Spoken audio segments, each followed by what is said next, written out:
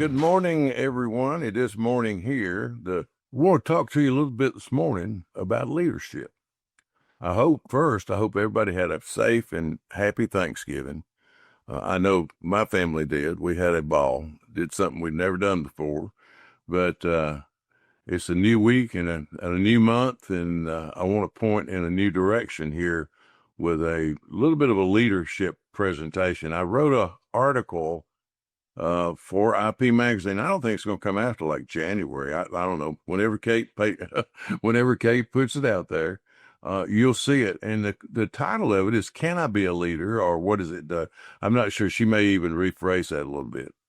And I said that, and I kind of gave a recap of my career as I went along. And what I want to do is just share some of those. And I know Nick's got some questions, and we'll have some conversations at the end of this. But I'll take a few minutes and kind of give you some oversight of what that I went through and experienced as a up and coming quote leader unquote.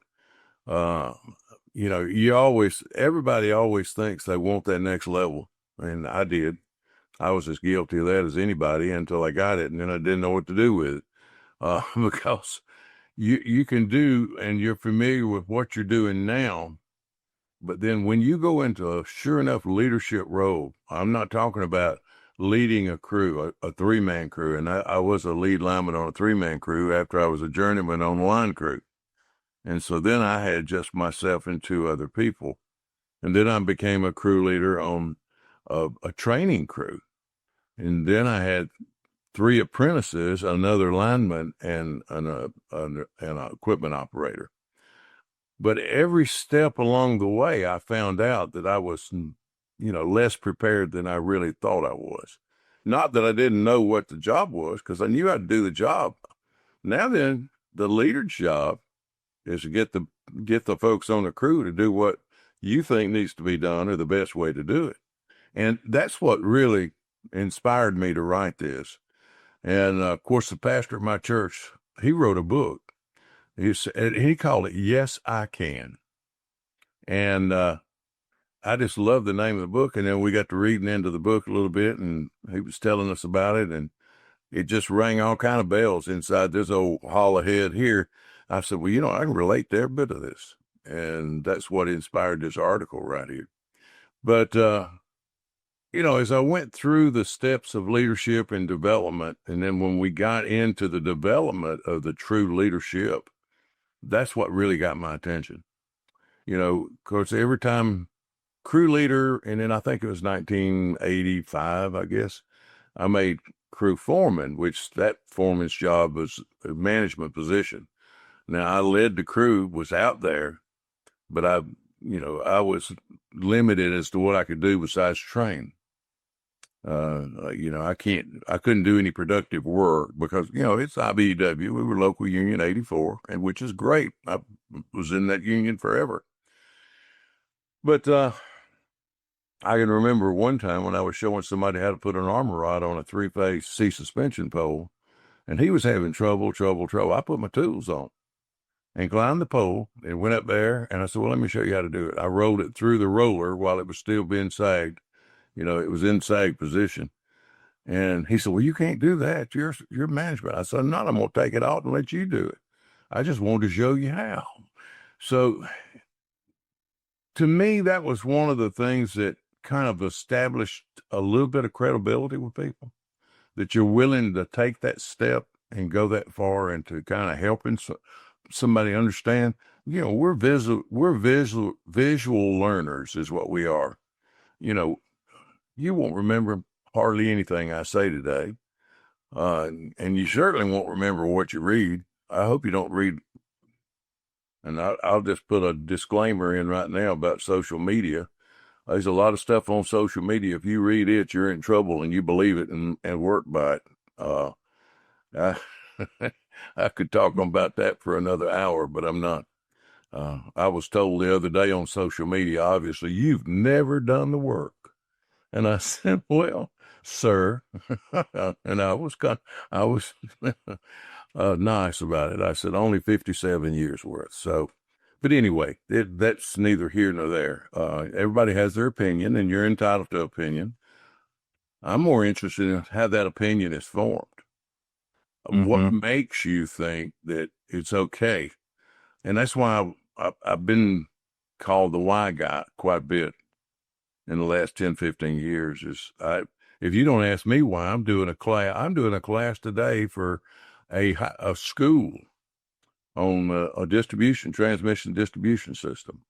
And I'll tell them right up front, if you don't ask me a question, I'm going to ask you questions because I know you don't know this.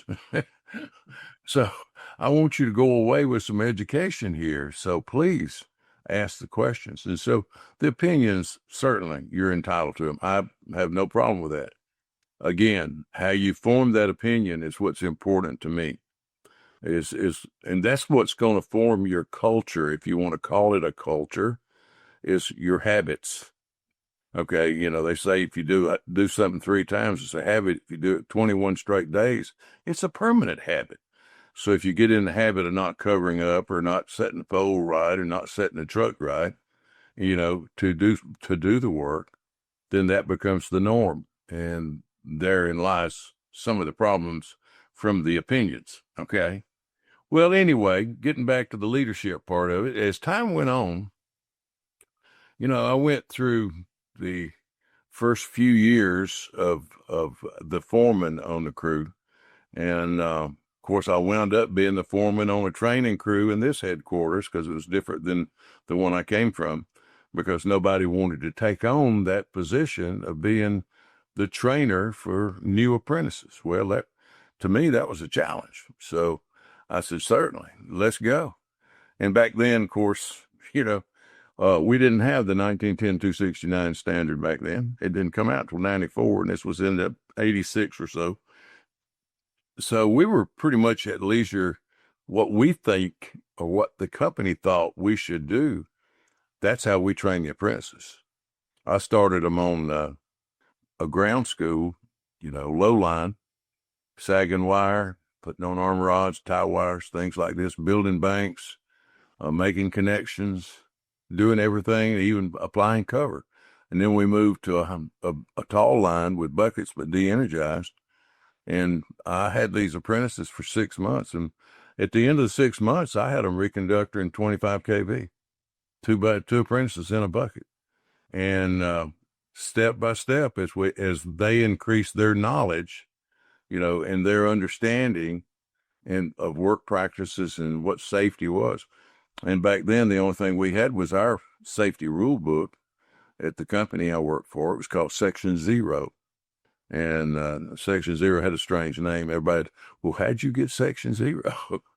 Well, the construction standards at the time started with overhead distribution with Section 1. And then it went underground, and then it went customer service and metering and all that other stuff, up to about 10. And they said, well, where are you going to put safety? And I said, well, it needs to be in front of everything. So it became Section 0 in front of 1. Then that's the story behind that. Well, the apprentices, continued to improve. I went through probably, I don't know, 4 or 5, maybe 6 month increment, training crews. And then we kind of reformed everything at my company, and we centralized it.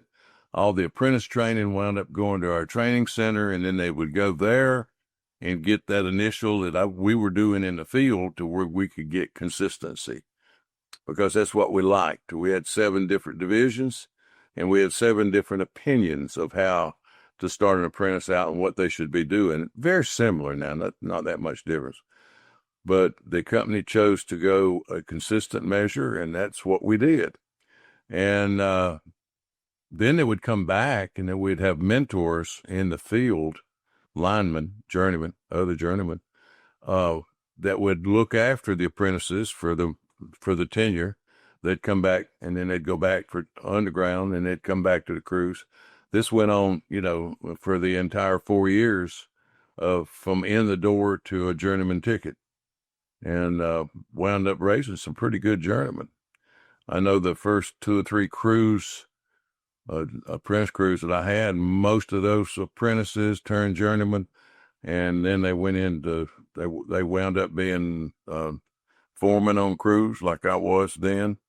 And then some of them went into engineering, but they all progressed on up through the ladder. So they became leaders in a sense. And how did they get that leadership?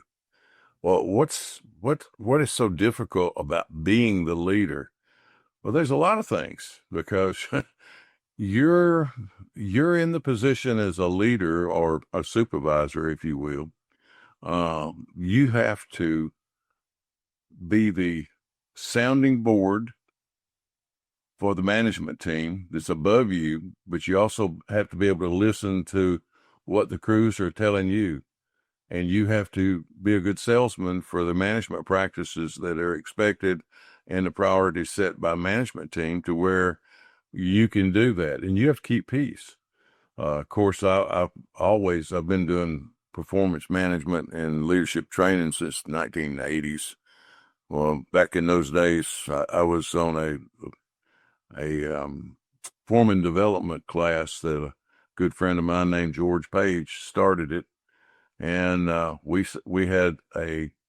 would identify people, that would be probably candidates to go into the foreman position and role.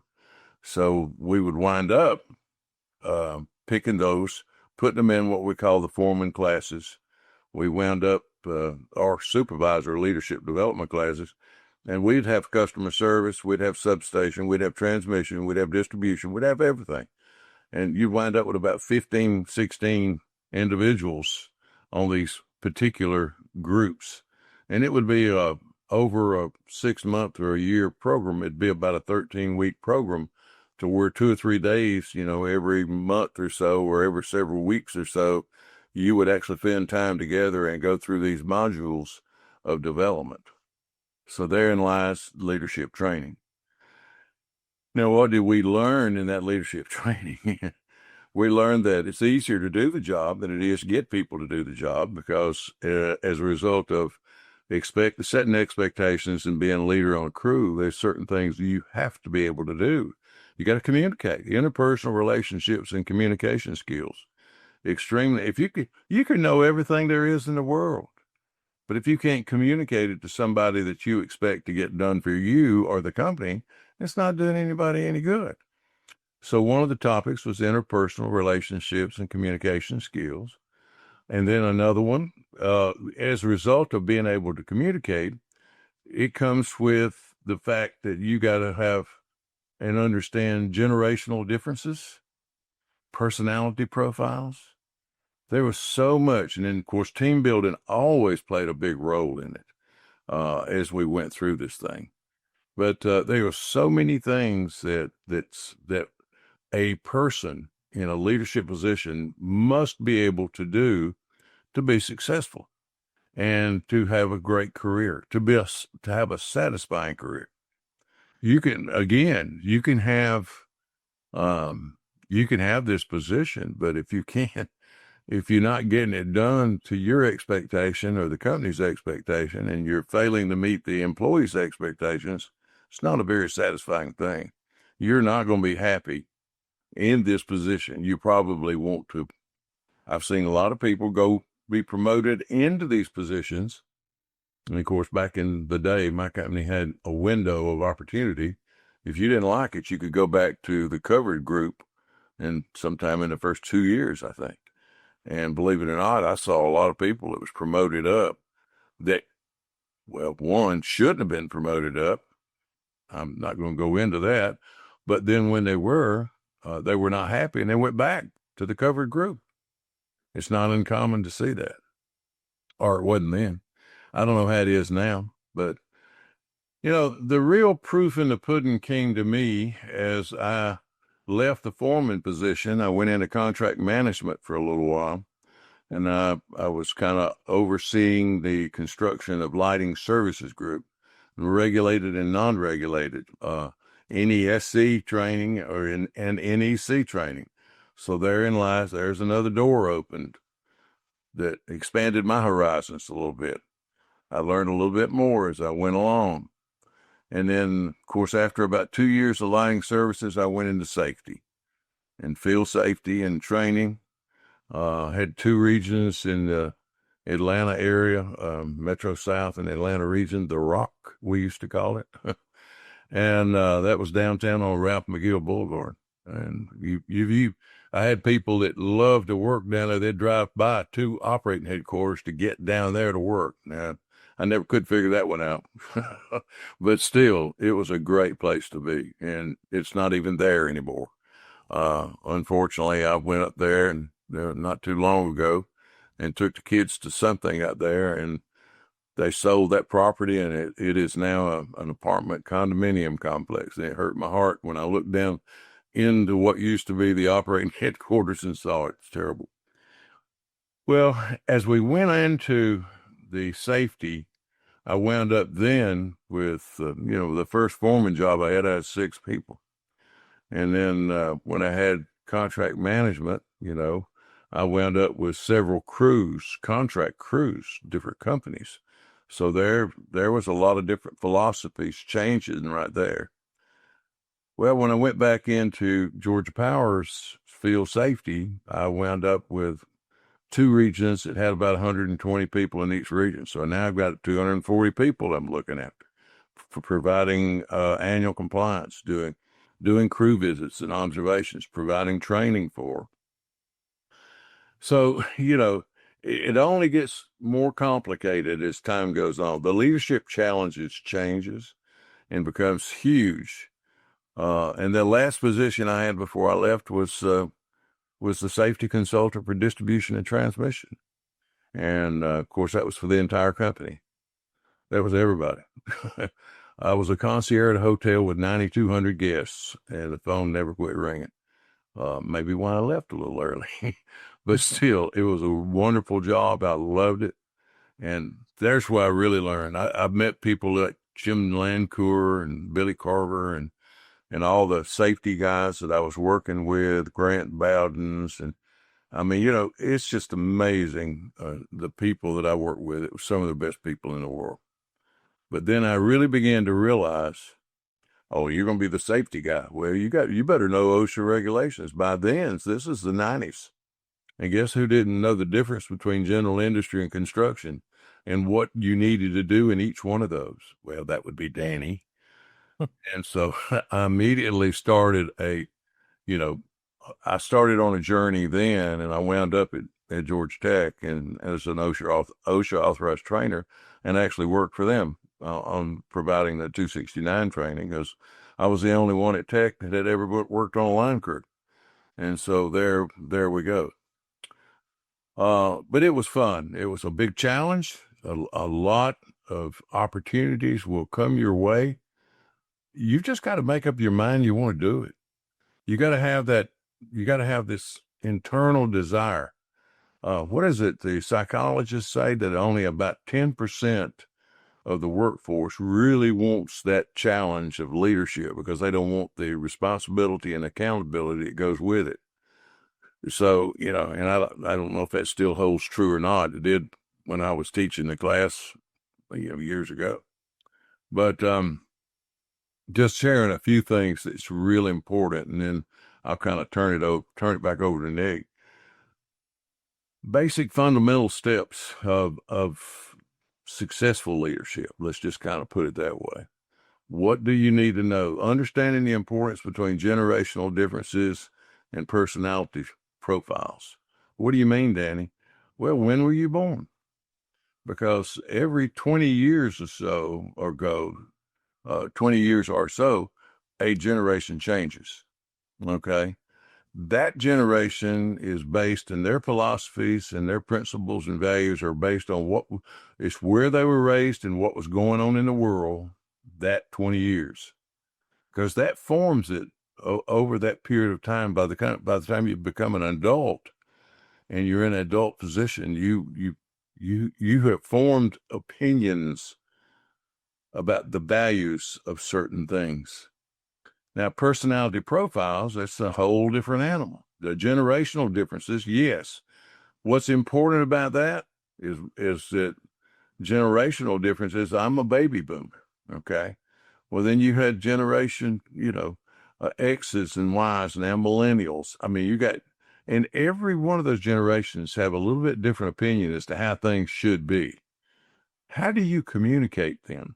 Well, there comes another challenge in the personality profile, because there's several different kind of personality profiles out there that you're going to fall into based on your generational differences. It's just and I don't want to get too deep into it, because I think in the end of this thing, we're going to put a leadership presentation together, and I'll let Nick address that in a few minutes, about, put it in our library. If somebody's really considering leadership, pull this out of the library and start watching. And what I'm going to try to do is go through each one of these things and share with you what I've learned, over my career. Not that I know it all, because I don't, but I got a lot of T-shirts and a lot of stories I can share with you, okay? Just like my book says. Legal considerations. See, a lot of times people don't consider legal considerations when they're in a leadership position. If you're responsible for people and you let people make mistakes, or you not allow them, or you watch them, silence is consent. That means you probably approved at what they're doing. It's like I saw something on social media the other day. A guy got his tools on and climbed on a pole. They picked the pole up and set the pole with him hanging on the pole. And I'm going, wow.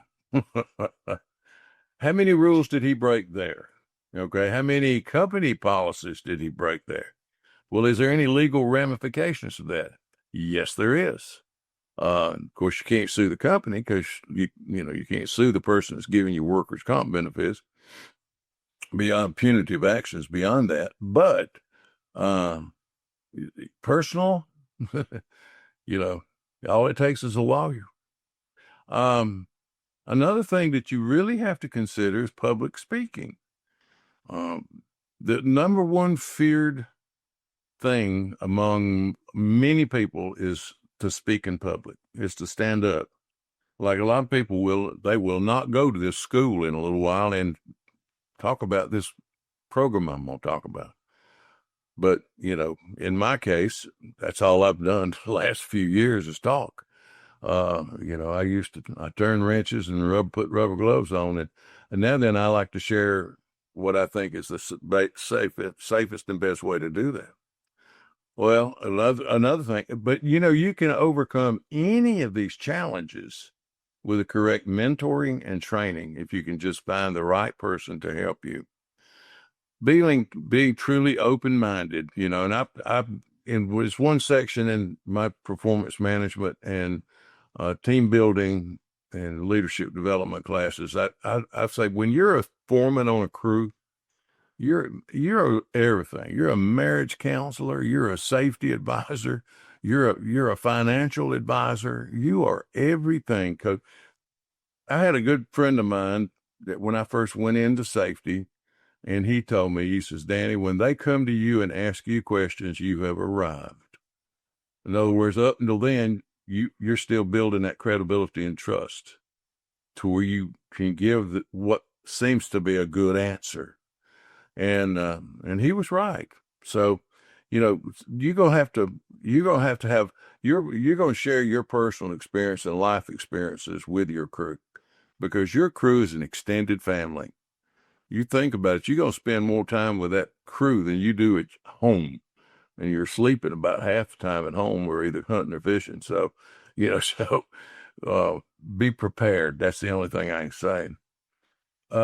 Just remember, when you're a leader, you're living in a glass house. Anything and everything you do is being observed by everybody around you. And if you make a mistake, an intentional mistake, and you think it's okay, well, guess what? It's just like when you see people on social media do weird things right now that I would never consider. And if I was there, I would say, whoa, Bubba, you got to stop this. Because you're influencing them, the brand new apprentices that's out there. You're giving them ideas that it's okay to do what you just did. You may be good enough, and I'm sure we are all, after we've done it for 30 or 40 years, we're good enough to make a lot of mistakes and break regulations and not get hurt. But are they? And are you willing to be responsible for what you do and how you influence somebody? That's really amazing. Well, when you look at the end of the program, there's several different kind of leaderships, and I want to touch on this just a little bit. Autocratic, democratic, bureaucratic, and servant leadership. To me, that's probably four of the main ones that you see out in the field today. And of course, democratic, you let everybody vote on it. Autocratic is authority, and bureaucratic means you're governed by a set of rules and regulations. Well, this industry is governed by a set of rules and regulations, and OSHA regulations and safety standards and ANSI and ASTM and NES, National Electrical Safety Code. That's how we work. Now, the procedures we use has got to fall within those guidelines of those regulations. But to me, servant leadership is the one. And I describe servant leadership, simply put, I would never ask anybody on my crew to do something that I couldn't do or haven't done in the past, and I could help them. And if just kind of let that soak in for a minute, but I think that's a pretty good description of what servant leadership really means. And I think the most successful, now there's time and a place when you got to be democratic. There's a time and a place when you got to be bureaucratic and even autocratic. Servant leadership is by far the most successful way once you get past those others to where you've got to make somebody do something to where they know that when you ask them to do something because you've done it or know how to do it and can help them, make all the difference in the world. The best thing is just remember the transition between the doer and the get it doneer is not an easy one. It's a long road. It's not going to flip a switch and happen overnight. It's going to take a little while to do. But at the end of the day, I don't know if you feel anything like I felt about having crews and taking care of them, and no one on my crews ever was seriously hurt. I never lost anybody. Had a couple of flashes, but it wasn't any injuries. But if you want to feel good about yourself, then you go down that leadership road, because you can influence what is being done out there and what gets done out there and gets done correctly. So best thing I can do is say, stay safe, learn as you go, and practice what you preach. And I'll hush now, let Nick ask some questions or participate. We'll see where it goes from here. Yeah, I mean, I think the thing, you were talking about that really, and we talked about it before the podcast, but this social media, mixed in with leadership, you are a leader, right? The whole, glass house effect. You're a leader at all times, right? So whether you're on the job site, whether you're texting some coworkers, out of work hours, or you're on social media commenting or liking posts, memes, things like that, you're a leader at all times. And people look at that and create an opinion of you, of what they can do, what they can get away with, what's okay, what's not. And so I think it's important, as social media has taken a lot of our lives in these short form videos that everyone sees. And they post like, oh, that's funny, haha. And like, yeah, maybe they would never do it, but you liking it, you interacting with it and saying, oh, that's funny. And you got two or three coworkers that see that and they're like, oh, he's okay with that. You just gave buy-in, even though you may not normally have given buy-in, just by liking it or laughing at it. And so I think it's important, as we all interact with this stuff outside of work, to really be cognizant of who's paying attention. And that's that kind of glass house effect that, people are watching at all times. So, and I know you've had some issues with this, Danny, in the past, pretty regularly, you and Jim Vaughn, and really everyone sees this stuff going on everywhere. And I think it's only becoming more prevalent, not less. So, Well, they say, and again, statistics, and I'm bad about using statistics, unfortunately, for some. I get fussed at quite a bit. The National Safety Council says that, while you're at work and you're following your rules, policies, and regulations, you're 10,000 times less likely to be injured at work than you are at home.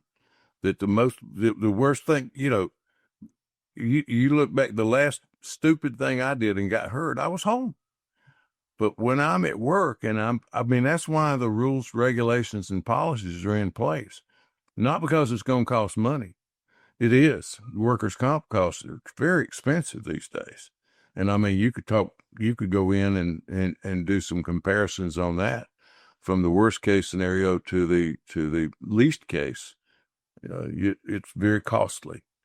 But it's because nobody, especially at the company, wants you to get hurt or will allow you to get hurt if they can have any influence or charge over that, because it's responsibility and accountability for being my brother's keeper and my brother and sister's keeper.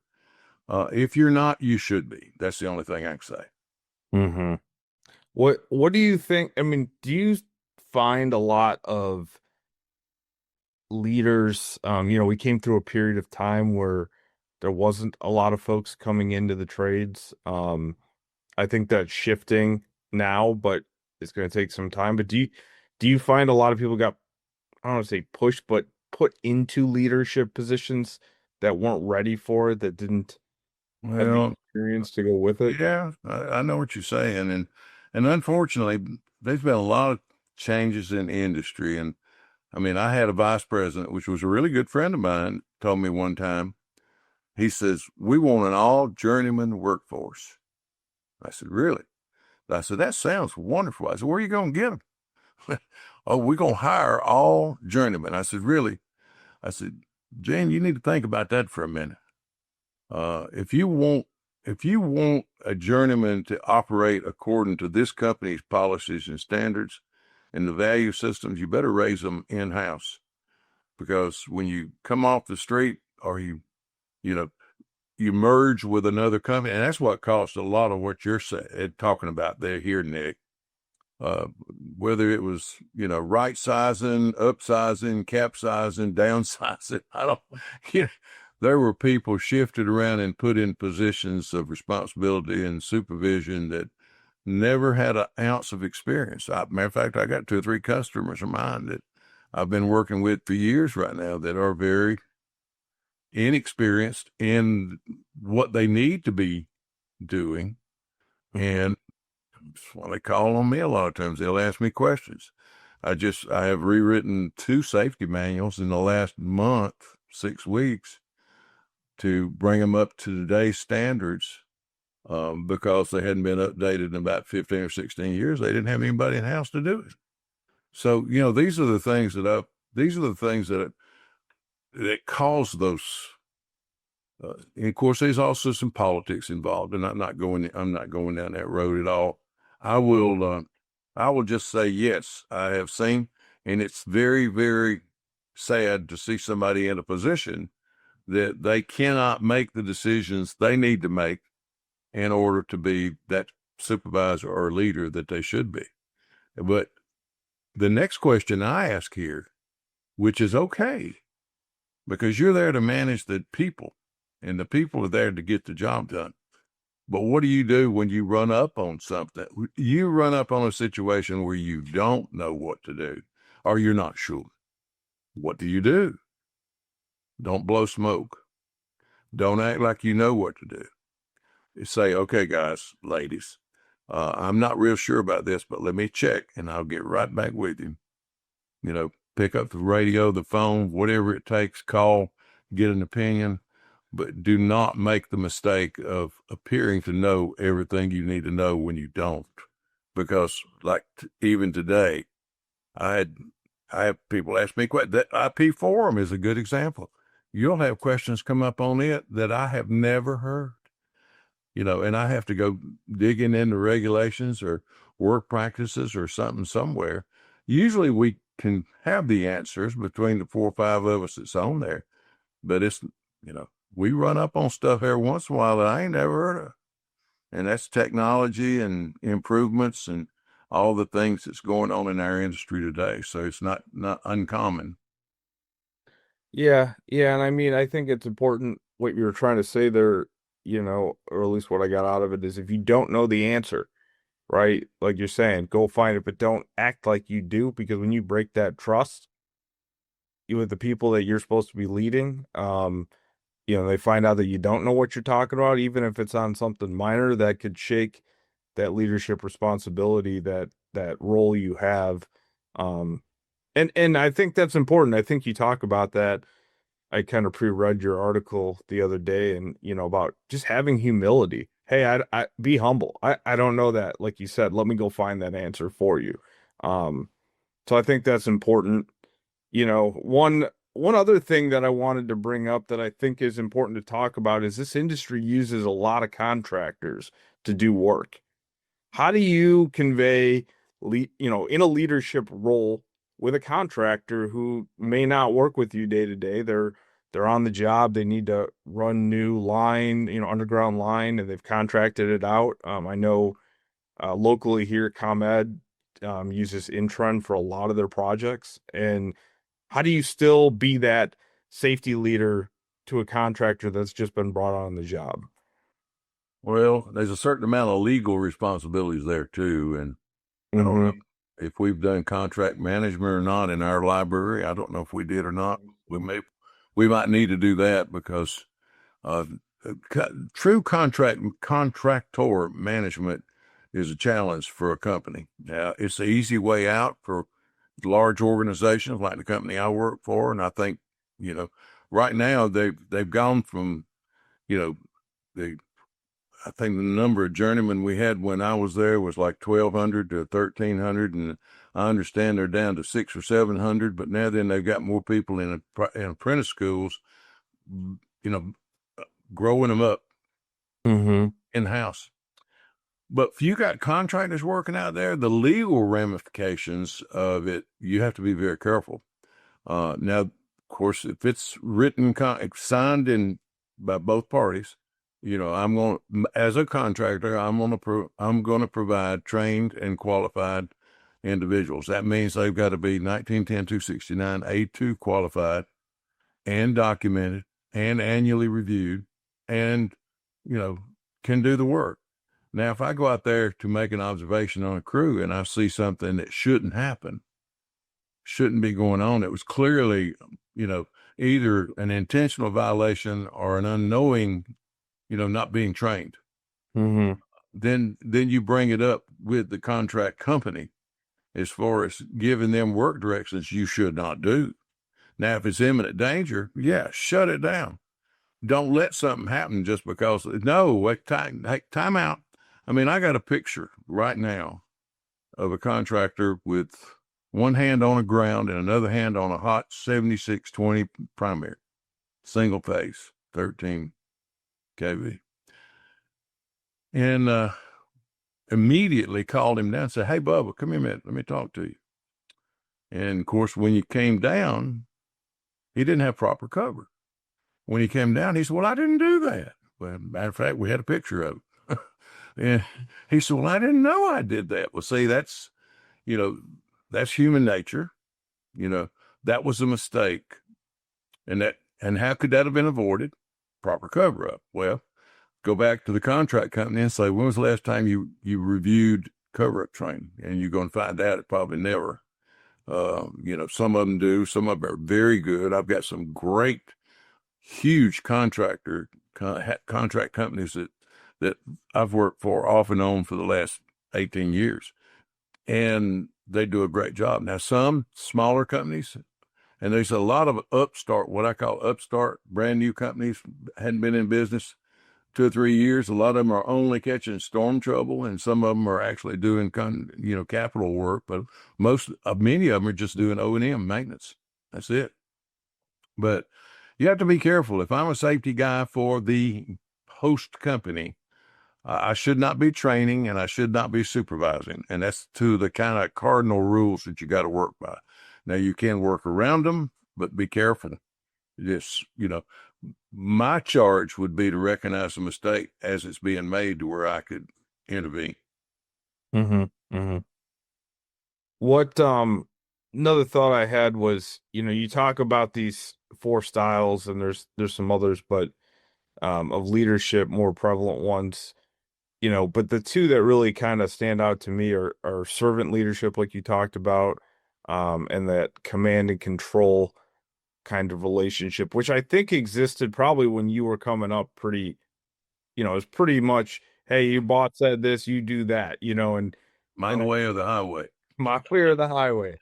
Um, do you find that with the younger generation coming in, it's shifted a lot towards the servant leadership versus the command? Well, yeah, it's the autocratic style, and that's what you're referring to. And I mean, that's relegated by, the bureaucratic, the rules and regulations. Mm-hmm. Yeah, it's there's a way of correcting things, and then it's a way of correcting things, if you know what I mean. Mm-hmm. Um, Mm-hmm. it depends on how you want to do it and what the situation is, but you can do more damage correcting than you can, not correcting if you're not careful. If you use that autocratic style, when you go in and you're the bull in the china shop or my way, the driver personality. See, these personality profiles plays a big role in this. If you're the one that's out there trying to get it done, come crap or high water, it don't matter. Whatever it takes to get it done and get it done now. Hurry up, turn your hat around, son. Make it look like you're coming back. I mean, I've heard stuff like that all my life. No, you that don't always work. If I'm a driver and a baby boomer and I'm talking to, you know, a person that's they don't appreciate that driver personality and they're a millennial, I better have a reason for asking them, not because I'm saying it. You got to reason with people, and you got to make them understand it's for their good, and not just because I'm the boss and you got to do what I say. Right.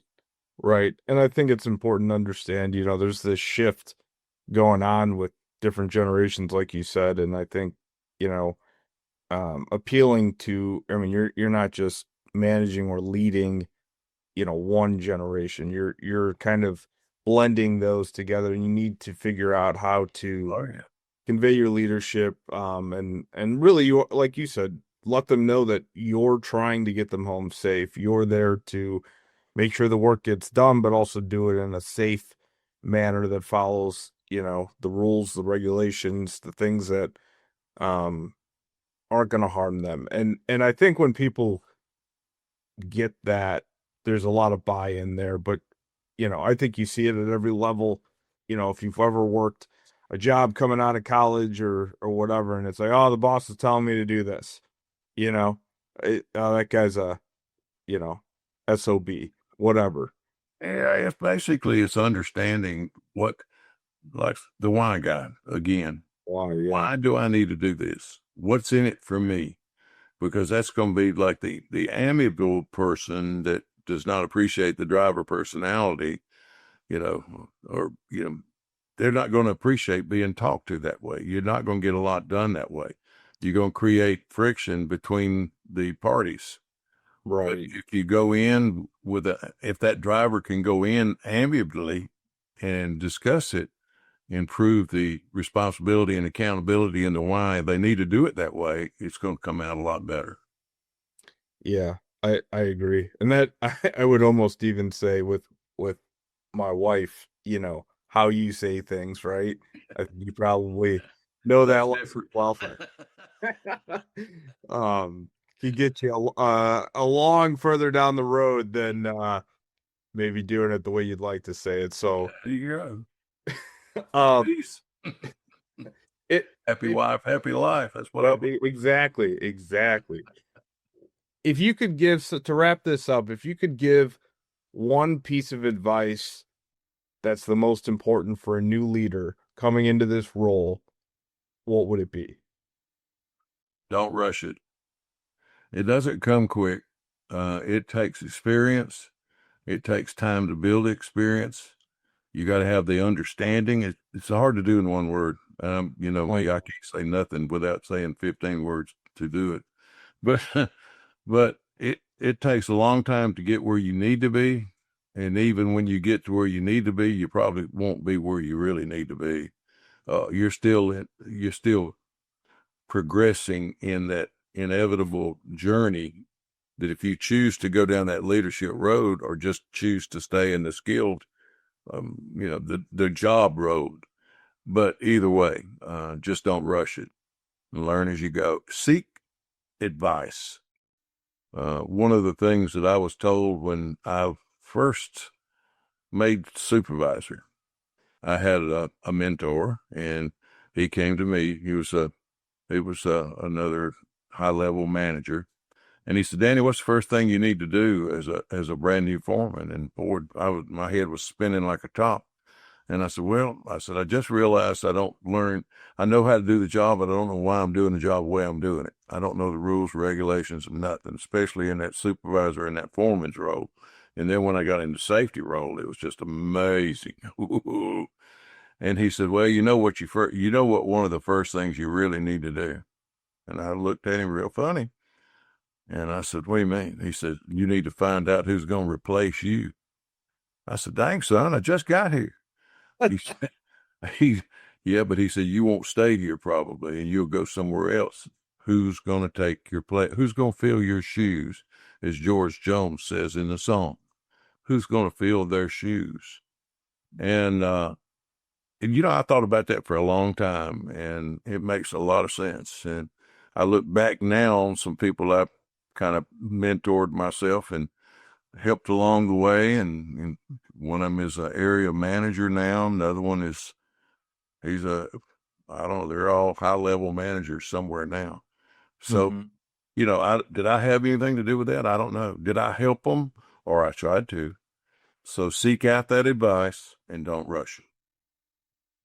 That's a great piece of advice. And mine that I got from your article was, have the humility, be humble, ask questions, which we're kind of saying the same thing, but I really like that because, and the other piece to that, I guess, would be you're always being watched, that glass house effect, whether you know it or not. So be aware of that when you're interacting online, because it can make a big difference in your credibility.